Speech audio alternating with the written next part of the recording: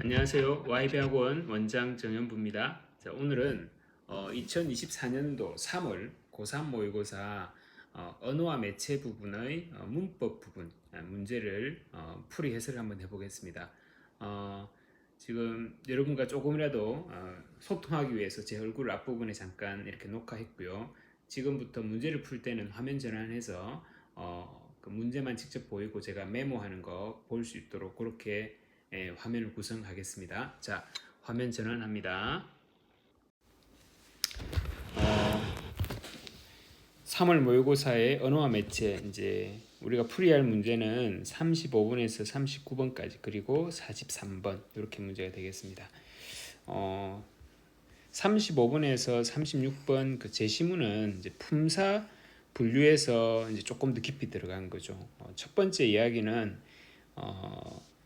그 의미가 이를테면 문장에서 이 단어와 이 단어가 의미가 비슷하니까 품사가 같을 것이라고 이제 생각하지만 실제로 품사가 다른 경우를 이야기하는 것입니다. 예문을 한번 볼까요?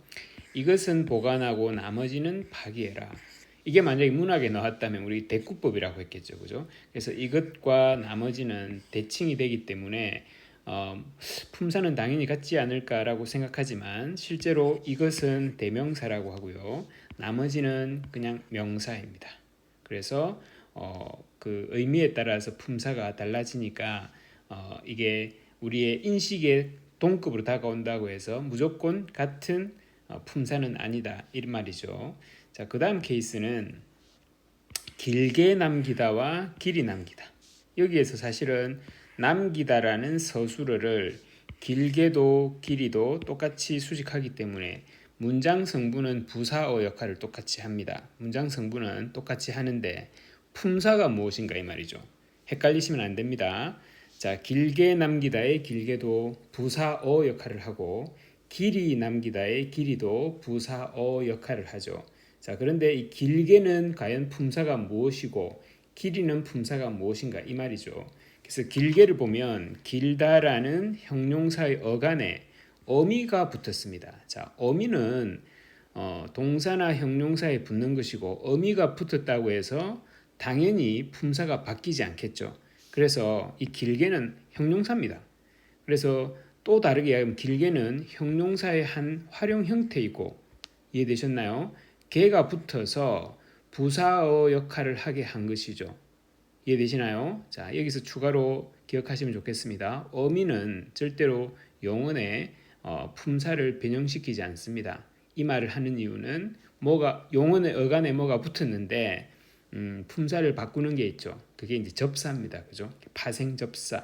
주로 이제 접두사에는 품사를 이제 접사 개념을 들어가면 이제 어간이란 말보다는 어근이 더 정확하죠. 이게 무슨 말이냐면 조금 설명이 길어지네요. 자, 보겠습니다. 단어가 의미적인 측면에서 어떻게 구성되어 있는가를 가지고 이제 단어를 분석하면 우리는 어근과 접사란 개념을 사용합니다. 됐나요? 근데 단어 중에 누구요? 용언에서만 용언 즉 동사와 형용사에서 얘가 활용을 하죠. 활용을 할 때 변하지 않는 부분은 어간이라 하고 변하면서 뒤에 붙는 것을 어미라 그럽니다. 그래서 이 두 개가 같이 쓰이는 개념, 이 두 개가 같이 쓰이는 개념인데 문제는 용언도 의미 구성면에서 분석을 해볼 수 있다는 겁니다. 그렇죠? 그래서 용언의 어간이 어근 역할을 할 수 있죠. 그래서 어간에 어미만 붙어 가지고는 이 전체 단어의 품사가 바뀌지 않습니다. 방금 말씀드린 길다에 어미 개가 붙은 거죠. 그러면 길게는 여전히 형용사이면서 문장에서 부사어로 쓰일 수는 있었습니다. 됐나요? 자, 그런데 그 용언의 형용사의 어간이 어근 역할을 해서 길에 이가 붙는데 이에는 뭐 부사 파생 접사라는 겁니다. 그렇죠? 정확히는 전미사죠. 그래서 이 길이 남기다의 길이 전체는 뭐가 된다? 새로운 단어 부사가 되죠. 그래서 얘의 어근의 즉 용언의 어간으로서 어근이 된 이 길은 원래 뭐였는데, 즉 어근의 품사는 형용사였는데 이가 붙어서 최종적으로 어근의 품사를 부사로 뭐한 경우 바꾼 경우입니다. 됐나요? 다시 돌아가 볼까요? 자, 그래서 결론은 얘는 형용사고 얘는 부사다라고 지금 나와 있죠. 자, 그 다음에 하는 이야기는 형태가 똑같은 한 단어가 품사 두 가지 이상을 역할을 할 수 있는 겁니다. 이걸 어려운 말로 품사의 통용이라고 하죠. 품사의 통용. 그래서 같은 단어이지만 모도 되고 뭐 동사도 되고 형용사도 되고 그런 것들 몇 개 있죠. 수사도 되고 수관형사도 되고 제가 국어시대 수업할 때 여러분들에게 너무 많이 강조한 것들인데 이렇게 시험으로 나옵니다. 그죠? 자, 그랬을 때 예를 보겠습니다. 박자가 늦다에 늦다는 뭘까요? 형용사죠. 그죠? 뭐 이거는 뭐 조금 다르게 이야기하면 제가 형용사와 동사를 구분하는 기준 중에 또 뭘 이야기했었죠? 예, 기본 형태 그대로 문장에 쓰일 수 있으면 특별한 그 수사적인 표현이 아닌 상태에서 쓰면 이거는 형용사라 그랬잖아요. 그죠? 자, 그런데 그는 약속 시간에 항상 늦는다. 는이 현재 시제 선언할 의미거든요. 얘를 붙여서 서술할 수 있는 말은 또 동사예요. 두 개의 기본형은 모두 늦다인데 박자가 늦다에 늦다는 그래서 형용사고 는 현재 시제 선언할 의미 는을 붙여서 말이 되는 늦는다에 늦다는 뭐랍니까? 동사가 되는 거죠. 이해되셨습니까? 자, 그 다음 열 한 번 더 볼까요? 10명이 왔다와 문을 제가 못 찾았나요? 예, 일단 10명이 왔다의 열은 뒤에 명이라는 단위 명사, 의존 명사를 수식하니까 수관형사입니다. 그죠? 수관형사. 그 다음에 또 하나 더 있나요? 예. 그보다는 낫다의 이 그에는 보다라는 조사가 붙죠. 그죠? 그다음 보조사가 두 개나 붙습니다. 그러니까 이거는 체언이고 대명사가 되고 그 책보다에서 그는 책이라는 체언을 수식하니까 이건 뭐가 될까요? 네, 관형사가 된다는 겁니다. 그래서 형태가 같으면서 두 가지 이상의 품사로 분류될 수 있다. 여기 지금 제가 이제 지금 풀이하면서 읽으려고 하니까 열이 수사가 되는 예문은 나오지 않았네요. 그죠? 예문은 넣지 않았고 수관형사인 예문만 넣고 열은 당연히 수사다 이런 이야기죠. 그죠? 수사도 되고 수관형사도 되고 됐나요? 자, 그 다음에 밑에는 약간 독립적입니다. 중세 국어에 있던 단어가 현대 국어의 단어하고 비교했을 때 첫 번째 A 케이스는 모양이 약간 변형이 있을지라도 품사가 그대로 사용되고 있는 케이스. 그렇죠? 예문은 바로 높이입니다. 벽에 랄 높이 배 있고 이 높이를 지금 현대어 높이로 해석하는데 과거의 중세에도 뭐였고요? 예, 부사였고 지금도 부사로 사용되는 케이스입니다. 됐나요? 자, 그 다음에 B 케이스는 서로 품사가 달라지는 거죠. 중세 국어에 이를테면 세랄처럼 이렇게 이제 풀텍스트 같군요. 세랄이라는 표현이 있을 수 있는데 럴이 붙었으니까 이것은 뭐 취급했을까요? 조사를 붙였으니까 명사 취급을 했겠죠. 지금의 새 것이라는 겁니다. 근데 그 형태의 새 부분에 현대국에서는 새로만 남아있죠. 이 새는 관형사잖아요. 그러니까 중세 국어의 새는 명사 체언이었는데 이것이 현대 국어에서는 새가 관형사로 품사가 바뀐 케이스입니다. 이해되셨나요? 자, 그 다음에 C 케이스는 중세 때는 단어였지만 현대 국어에서는 이제 품사 분류 대상에서 써야 된다. 다른 말로 단어가 되지 않는다 이런 말입니다.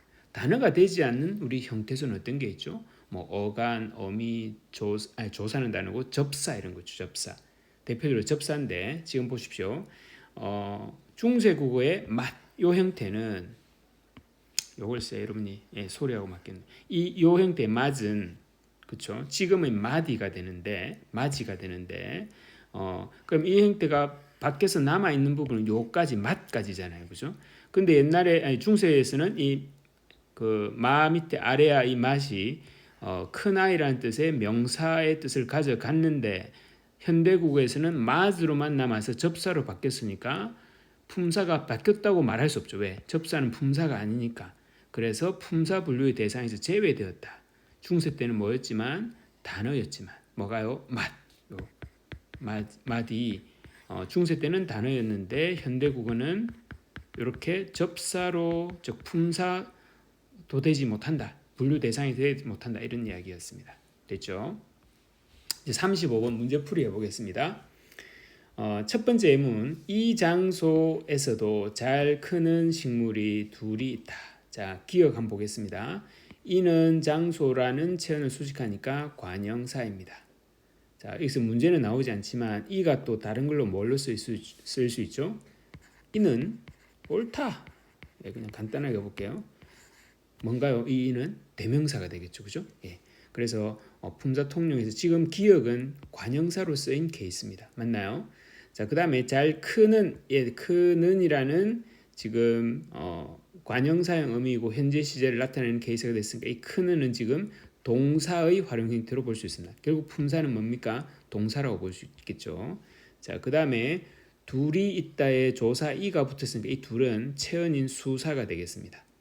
됐나요? 크기가 큰 무가 여러 개 있어서 크기가 큰 무, 이 무를 수식하는 관형어로 쓰였습니다. 그러면 이 큰은 품사는 뭐였는데 형용사였는데 관형어로 관형사형으로 활용된 거죠. 품사는 바뀌지 않습니다. 큰 형용사. 그 다음에 여러 개, 그 다음에 여러는 개를 수식하니까 그냥 관형사이죠. 그 다음에 반씩, 씩이란 보조사가 붙었으니까 명사입니다. 됐을까요? 자, 요 내용을 가지고 한번 보겠습니다. 1번. 기역과 미음은 뒤에 오는 체온을 꾸며주고 조사와 결합하지 않는다는 점에서 같은 품사로 분류할 수 있겠군. 제가 이걸 잘못 찍었죠. 죄송합니다. 이건 미음이 아니에요. 요거네요. 그죠? 기역과 미음. 뒤에 오는 체온을 꾸며주죠. 개와 장소. 맞나요? 그 다음에 조사가 결합하지 않으니까 뭔가요? 관형사 이야기하는 겁니다. 그래서 기역과 미음은 관형사다. 1번 맞는 이야기입니다. 그래서 답이 되고요. 그 다음에 기역과 비읍이네요. 그죠? 어떤 사물을 가리킨다는 의미를 가진다는 점에서 같은 품사, 어떤 사물을 가리키는 것은 대명사죠. 지금 일단 이는 대명사가 아닙니다. 그쵸? 그 다음에 이 반도 그냥 명사입니다. 그죠? 2번도 적절하지 않다. 그 다음에 니은과 리을은 어간의 동일한 형태의 의미가 결합한다 하고 있다는 점에서 같은 품사로 분류할 수 있겠군. 자, 요거는 은 의미고 는 일단은 이것을 같은 의미라고 보고 안 보고는 조금 입장이 다를 수 있지만 같은 의미라고 해도 되지만 얘는 지금 동사고요. 얘는 지금 형용사입니다. 동일한 형태 의미가 아니죠. 일단 사실은 정확히는 됐나요? 그래서 요거 동사와 형용사에서 요거 많이 했죠. 요거 때문에 달라지는 거 그거는 일단 틀렸다고 확인됩니다. 그 다음에 4번 디귿과 비읍은 대상의 수량을 정확하게 나타낸다는 점에서 같은 품사로 분류할 수 있겠군. 디귿과 비읍이 같은 품사인가?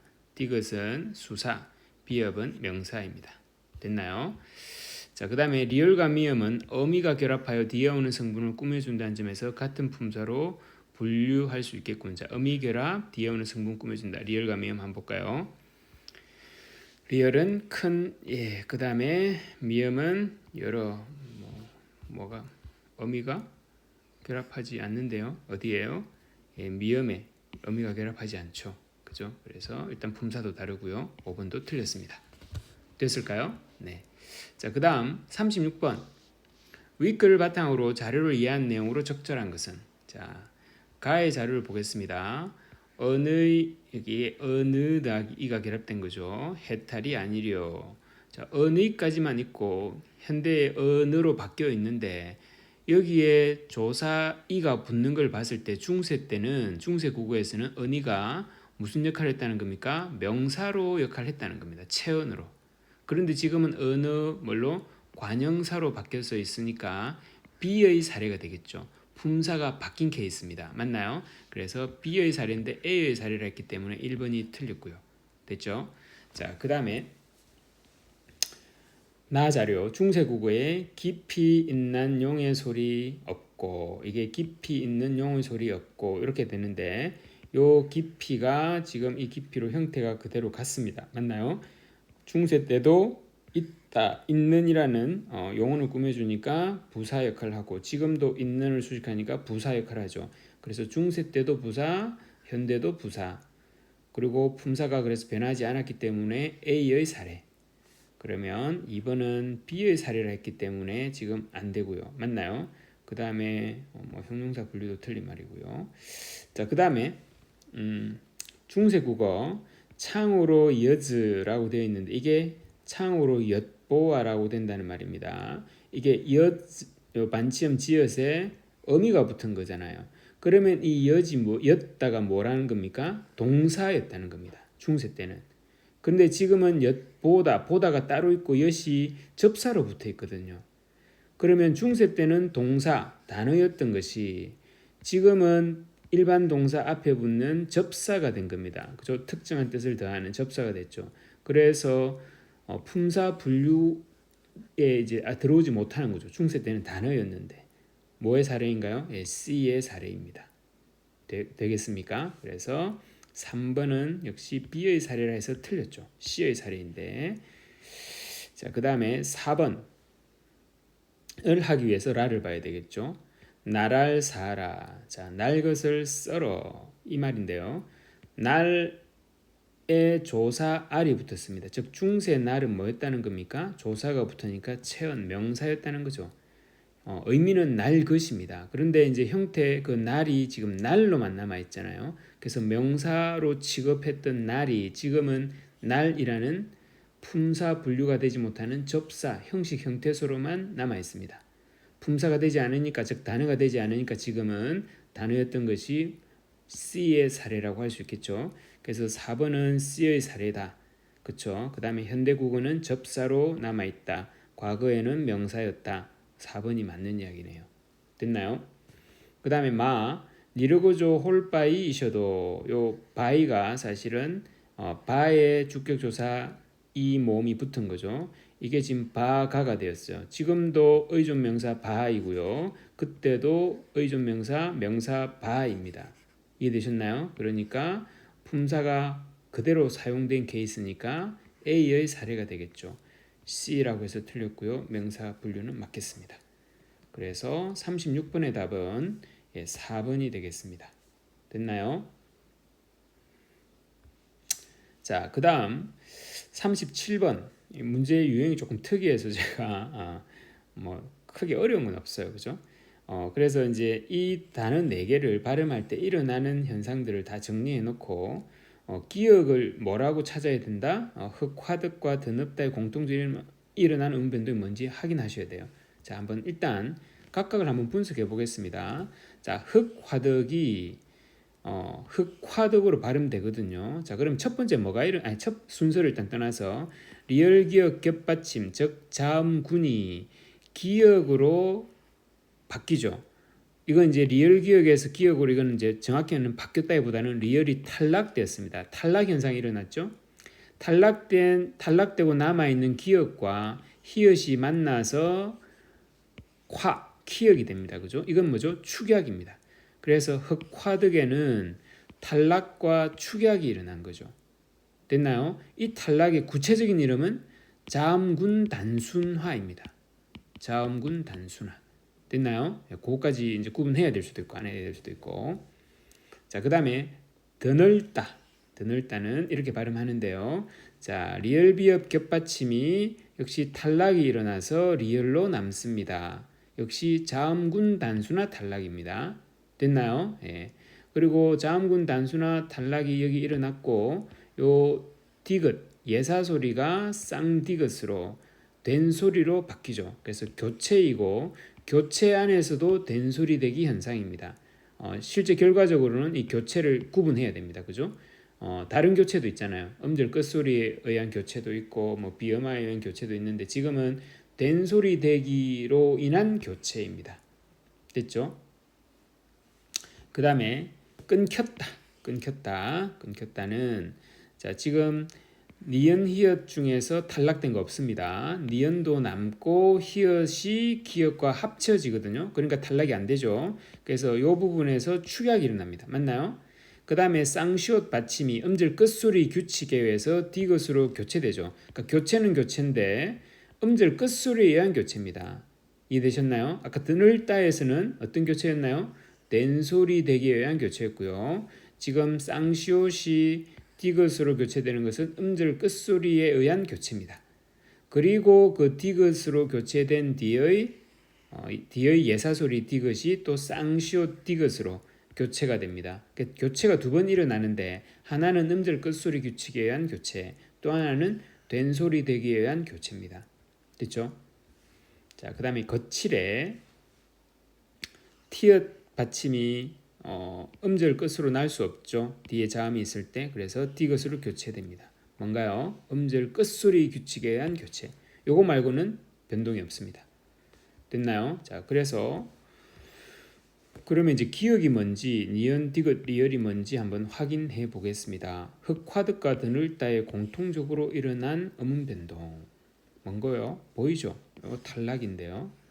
구체적으로 어떤 탈락인가요? 예, 자음군 단순화에 의한 탈락. 그래서 기역은 요걸로 정리를 딱 해놓고 그 다음에 흑화득과 끊겼다. 흑화득과 끊겼다에 공통적으로 뭐가 일어나죠?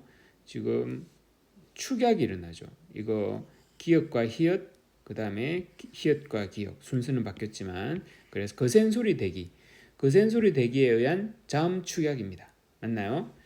자, 그 다음에 끊겼다와 거칠에, 끊겼다와 거칠에 교체가 있네요. 그죠? 교체인데 어떤 교체? 음절 끝소리. 요게 공통된 거네요. 그죠? 요건 아니고요. 그죠? 같은 교체지만 그래서 끊겼다와 거칠에서 공통적으로 일어난 음운 변동은 음절 끝소리 규칙에 의한 교체. 이것은 요겁니다. 그 다음에 끊겼다와 드늘다에서 공통적으로 일어나는 음운 변동은 끊겼다와 드늘다. 집중력이죠. 끊겼다 드늘다. 예, 역시 교체가 일어나고 이 교체가 나죠. 이 교체는 된소리 되기에 의한 교체입니다. 그래서 디귿과 리을이 둘 다 교체이지만 디귿은 음절 끝소리에 의한 규칙에 의한 교체, 리을은 된소리 되기 현상에 의한 교체입니다. 자, 요래 놓고 이제 또 추가해야 되죠. 이제 밝히다 봅시다. 밝히다는 요 리을 기역 중에 자음군 단수는 안 일어납니다. 그쵸? 리을도 살고 기역도 살죠. 이 기역이 살아서 히읗과 뭐가 됐죠? 예, 키역으로 축약되었죠. 그래서 기역, 히읗이 합쳐진 축약, 거센소리 대기가 일어났는데 기역과 니은이 모두 일어났다, 축약과 탈락이 모두 일어났다 했으니까 탈락이 안 일어났잖아요. 그래서 틀린 말 됐나요? 자, 그 다음에 닭고기 볼까요? 닭고기. 예, 닭고기 리을 기역에서 이 기역이 되었으니까 자음군 단순화에 탈락이 일어났고 그 다음에 고기가 그 예사소리 기역이 쌍기역 된소리 되게 일어났죠. 그래서 교체도 일어났습니다. 그러면 닭고기에서 일어난 것은 자음군 단순화에 의한 탈락, 그 다음에 된소리 되게 의한 교체가 일어났는데 기역 디귿이 다 일어났대요. 자, 요거는 맞는데 디귿은 음절 끝소리에 의한 교체죠. 그래서 여기에서 그냥 단순히 교체라고만 했다면 답이 한 번 더 집중해 조절해야 되는 거고, 만약 이 문제를 좀 더 어렵게 내면 이 교체와 이 교체, 즉 된소리에 의한 교체와 음절 끝소리 교체를 구분 안 하고 문제를 낼 수도 있어요. 그쵸? 교체로 같지 않느냐라고 할 수도 있거든요. 근데 같은 교체가 나왔기 때문에 구분을 해 놓으셔야 빨리 답을 정확하게 찾겠죠. 그래서 이 교체가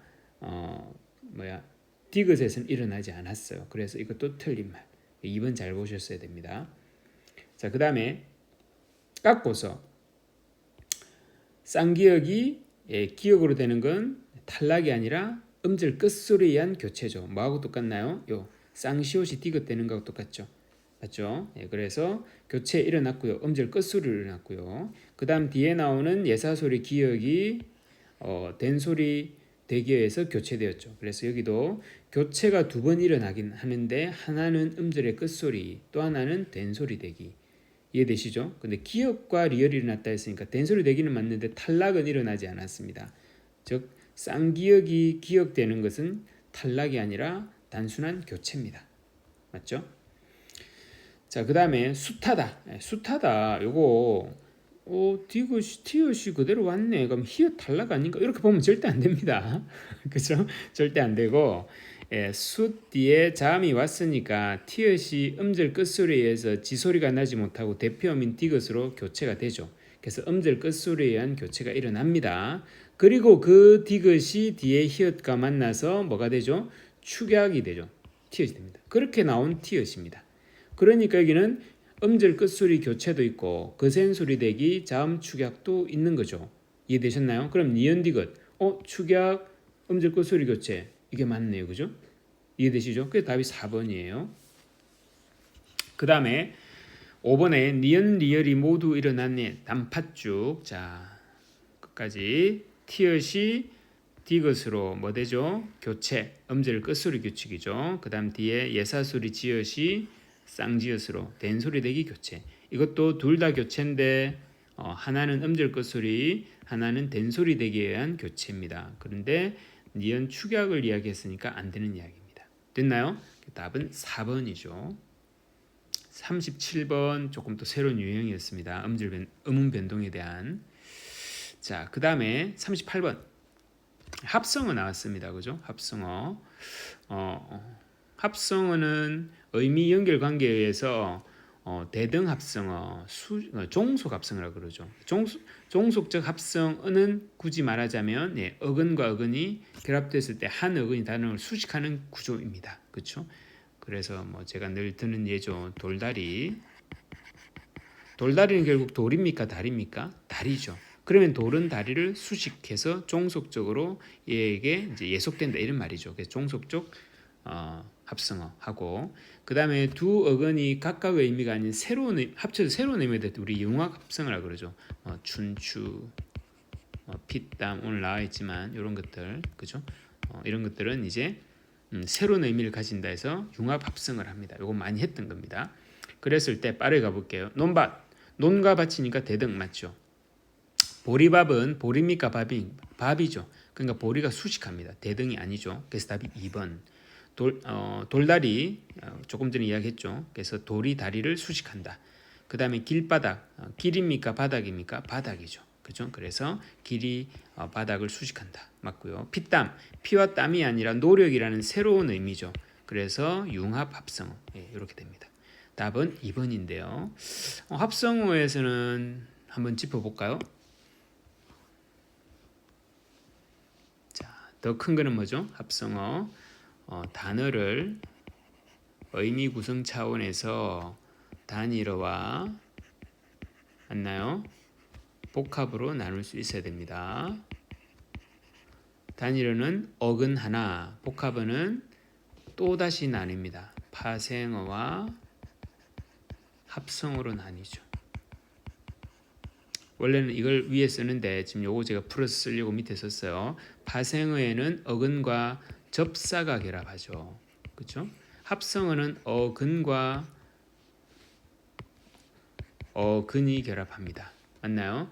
그런데 이걸 지금 배운 게 이제 의미 관계상 대등이냐, 종속이냐, 융합이냐 이렇게 나눴지만 또 다른 유형이 하나 있어요. 그렇죠? 두 개로 나누죠. 뭡니까? 통사적 합성어와 비통사적 합성어. 요거 잘 기억하십시오.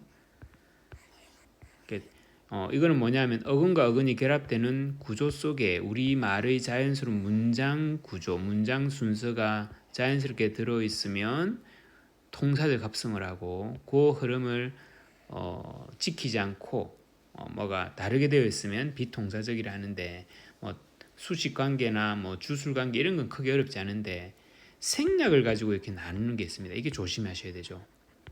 뭐냐 하면 조사는 생략이 되어도 그게 통사적이고 이해되시죠? 어미는 생략이 되면 비통사적이 돼요. 요게 사실은 포인트죠. 그죠? 그래서 오늘 배운 논밭도 보십시오. 얘를 문장으로 풀어내면 뭔가요? 논과 밭이죠.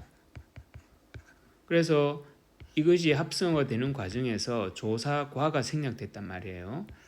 조사가 생략되면 뭐라고 본다고요? 네, 이건 동사적으로 봅니다. 됐죠?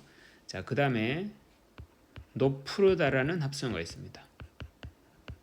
높푸르다를 문장으로 풀어내면 뭐죠? 높고 푸르다죠. 그죠? 이 두 단어가 한 단어로 합성화되면서 생략된 건 고라는 어미가 생략된 겁니다. 어미가 합성되면 뭐라고요? 어미가 생략되면 비동사적. 그래서 높푸르다는 비동사적 합성어입니다. 예, 이것도 잘 봐두십시오. 자, 그 다음 39번 관형사절 이야기입니다. 관형사절 이야기인데 관형사절은 큰 틀에서는 문장의 구조 안에 본문장과 겹문장이 있고, 맞죠? 겹문장은 이어진 문장과 아는 문장이 있고, 아는 문장 안에는 안에 안겨있는 절에 따라서 명사절이, 관형절이, 부사절이 등등 이렇게 나눕니다. 그 중에 관형절이 안겨있는 아는 문장을 보고 관형절의 이야기를 하는 거죠. 관형절. 이해되셨나요? 그래서 지금 첫 번째 가에 들어갈 것은 아예 관형절이 아닌 거 찾는 거죠. 됐나요? 그러면 이제 안긴 문장이 관형절이긴 한데 관형의 역할을 하니까 안긴 문장이 생략된 성분이 있다. 이건 무슨 말이냐면 안긴 문장을 원래 안기지 않은 혼 문장으로 전환해 보는 겁니다. 혼 문장으로. 그랬을 때 걔가 관형절이 되는 과정에서 원래 있었던 혼 문장의 문장 성분이 생략이 안 되고 그대로 들어있으면 동격의 관형절이라 합니다. 자, 문장 성분은 생략 안 돼도 서술어의 형태는 그 활용형은 바뀌죠. 바뀌어야 이게 관형어가 될 거니까. 그 다음에 혼문장의 성분 중에 주로 주어가 많이 주어나 목적어 등이 생략이 되면 관괴 관형절이라고 합니다. 자, 무슨 말인지는 한번 더 보겠습니다. 자, 이를테면 나는 동생이 좋아하는 음식을 준비했다. 이 문장에서 요걸 써야 되겠다. 동생이 좋아하는 문장을 준비했다. 일단 동생이 좋아하는 이 관형절인 건 아셔야 됩니다.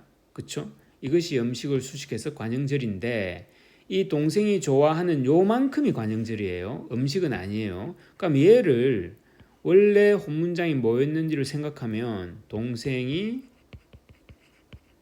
음식을 좋아한다, 뭐 좋아했다 등등 이 음식을이 지금 관형절이 되면서 생략되죠. 이해되시나요? 그래서 원래 문장의 목적어가 생략되면서 들어오는 관계 관형절의 이해가 됩니다. 그래서 다이고요. 이해되셨죠? 이렇게 확인하는 겁니다. 그 다음 니은 책의 내용을 모두 암기하기는 불가능하다. 이 문장의 안긴 문장은 책의 내용을 모두 암기하기에입니다. 그죠? 얘는 원래 뭐죠? 책의 내용을 모두 암기하다라는 혼문장이었는데 이 부분을 명사형 어미를 넣으니까 뭐가 되나요? 명사처럼 써요. 그래서 얘는 아예 관형절이 아니고 명사절입니다. 그래서 가의 사례가 되겠죠. 얘가 누구를 수식하는 게 아니잖아요. 그죠? 자, 그 다음에 교실에 있던 학생들이 운동장으로 나갔다. 교실에 있더니 학생을 수식하기 때문에 교실에 있던 부분이 이 부분이 관형절이고 그럼 얘는 원래 어떤 혼문장이었다? 학생들이 교실에 있었다. 요 혼문장이었는데 이 학생들이라는 주어가 생략되면서 이런 관형절이 되었죠. 그러면 관계 관형절입니다. 그래서 다의 사례 이해되시나요? 자, 그 다음에 아그가 물 밖으로 나온다는 사실을 알았다. 아그가 물 밖으로 나온다는 이 부분이 사실이라는 체언을 수식하죠. 됐나요? 그래서 이 문장을 원래 혼문장 뭐였는지 보면 아그가 물 밖으로 나온다. 아그가 물 밖으로 나온다. 이게 관형절 되면서 특별히 생략되는 성분이 없죠. 이해되셨나요? 네, 이게 바로 뭐다? 동격의 관형절. 그렇죠? 그래서 나의 사례가 됩니다. 형이 내게 9시까지 오라고 말했다.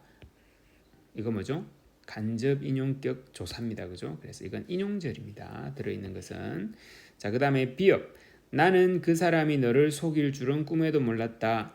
줄이라는 의존 명사를 그가 그 사람이 너를 속일이라는 관형절로 들어가 있습니다. 맞나요? 이 관형절의 원래 본 문장은 그 사람이 너를 속이다.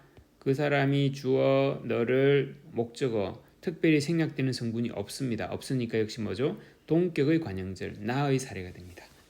그래서 요거 이게 지금 고2 문제에도 또 깊이 있게 나왔던 것 같아요. 그러니까 관형절을 조금 더 깊이 있게 볼 수 있도록 공부했으면 좋겠습니다. 답은 3번이 되겠죠? 됐나요? 그 다음 이제 43번은 이제 크게 어렵지는 않습니다. 그 매체 부분에 나와 있는 지시문에서 조금씩 이제 작은 것들을 물어보죠. 오늘은 지난주 방송의 시청자 투표 결과대로 가지고 이야기하거든요. 까르보나라를 만들어 볼 거예요. 이 부분에 대해서 43번에 보면 설명을 조사대로를 사용해서 투표 결과 선전 의미만 파악하면 됩니다. 그죠? 조사한 대로 그 결과대로 1번 맞죠? 됐나요? 자, 2번은 B를 먼저 보고 갈까요? 조사 부트를 사용해서 면을 삶기 위한 조건이다. 한번 볼까요? 부트가 조건인가요? 끓는 물에 8분간 삶는 것부터 시작할게요. 이게 조건인가? 시작을 나타내는 거죠. 틀렸죠. 그죠? C 보고 또 내려갈까요? 쉽게 타니까 주의하면서 쉽게 타니까 그걸 물어보거든요. 그거를 여기에서 어미니까 여기까지 좋습니다. 그래서 사용할 복는 중에 타니까 어떤 일에 대한 원인을 말하는 거지 하는 중에 일어나는 일을 말하는 게 아닙니다. 그죠? 이것도 틀렸고 또 4번 보고 위로 올라갈게요. 어미고서를 사용해서 옮기기 전에 볼까요? 어미고서 여기 있네요. 면을 팬에 옮기고 나서 전이 아니라 후죠. 그죠? 틀렸습니다. 자, 이 보고 또 5번 갈게요. 이때 팬의 온도가 높으면 달걀 노른자가 뭐죠? 익어버리니까 미리 익으면 안 된다. 높으면 조건 같습니다. 음에는 맞는데 알맞은 상태가 아니라 조건을 이야기하죠. 그래서 5번도 틀렸습니다. 그래서 43번은 1번 되겠습니까? 크게 어렵진 않죠. 자, 이제 화면을 전환해 보겠습니다. 어떻게 시험은 잘 치셨나요? 지금 이 동영상은 YB 학원 TV에 공개할 건데 저하고 국어시대를 공부했던 특히 모의고사 특강반을 최근에 했던 우리 친구들에게는 단톡방에 제가 연결해 드리겠습니다. 그 단톡방을 통해서 이 동영상을 보는 친구들은 이번에 쳤던 모의고사를 다시 한번 분석하시고 선생님이 일단은 여러분의 수요를 모르기 때문에 문법 파트만 해설을 찍어서 올렸어요. 모의고사 친 것 중에 조금 선생님의 도움이 필요한 문제가 있다면 끓이지 말고 어떤 문제에 좀 해설을 부탁드린다 이렇게 답을 하시면 제가 시간을 최대한 내서 최대한 빠른 시간 내에 최대한 좋은 정보를 넣어서 동영상을 또 찍어서 공유해 드리도록 하겠습니다. 여러분 힘내시고요. 화이팅입니다.